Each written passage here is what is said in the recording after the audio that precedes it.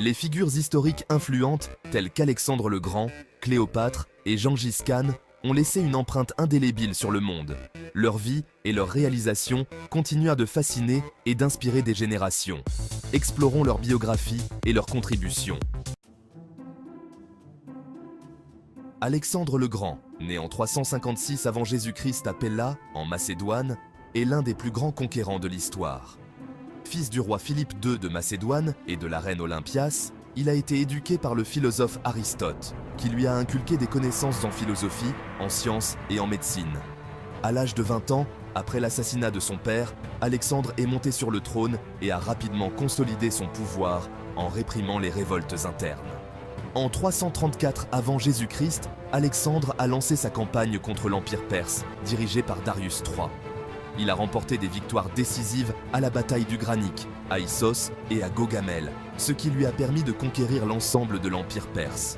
Alexandre a ensuite poursuivi sa conquête vers l'Est, atteignant l'Inde en 326 avant Jésus-Christ. Cependant, ses troupes, épuisées et désireuses de rentrer chez elles, ont refusé d'aller plus loin, forçant Alexandre à retourner en Babylonie. En 323 avant Jésus-Christ, à l'âge de 32 ans, Alexandre est mort mystérieusement, laissant derrière lui un empire vaste mais instable. Cléopâtre VII, née en 69 avant Jésus-Christ, est la dernière reine de l'Égypte ptolémaïque. Elle est célèbre pour son intelligence, sa beauté et ses relations avec deux des hommes les plus puissants de Rome, Jules César et Marc-Antoine. Cléopâtre a monté sur le trône à l'âge de 18 ans, co-régnant avec son frère Ptolémée XIII. Cependant, des conflits internes ont rapidement éclaté et Cléopâtre a été forcée de fuir Alexandrie.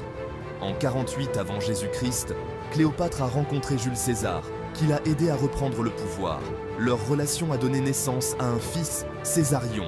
Après l'assassinat de César en 44 avant Jésus-Christ, Cléopâtre a cherché une alliance avec Marc-Antoine. Leur relation a été à la fois politique et romantique, et ils ont eu 3 enfants ensemble. Cependant, leur alliance a provoqué la colère d'Octavien, le futur empereur Auguste, qui a déclaré la guerre à Cléopâtre et Marc-Antoine. En 31 avant Jésus-Christ, à la bataille d'Actium, leurs forces ont été vaincues, et Cléopâtre s'est suicidée l'année suivante, marquant la fin de l'Égypte ptolémaïque.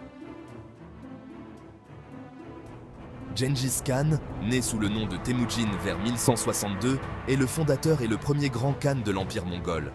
Sa jeunesse a été marquée par des luttes pour le pouvoir et la survie après la mort de son père. Temujin a progressivement rassemblé un groupe de fidèles et a commencé à unifier les tribus mongoles sous son commandement.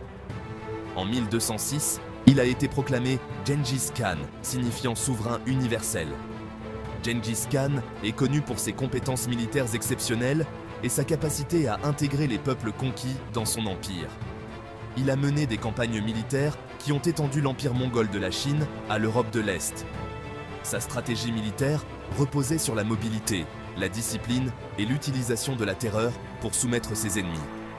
Gengis Khan a également promu le commerce et la communication à travers son empire, établissant des routes commerciales et des systèmes de messagerie efficaces. Sous son règne, l'Empire mongol est devenu le plus grand empire contigu de l'histoire. Gengis Khan est mort en 1227, mais son héritage a perduré à travers ses descendants, qui ont continué à étendre l'empire et à influencer le cours de l'histoire mondiale. Ces figures historiques ont non seulement marqué leur époque, mais ont également laissé un héritage durable qui continue d'influencer notre monde aujourd'hui. Leur vie et leurs réalisations sont des témoignages de la complexité et de la richesse de l'histoire humaine.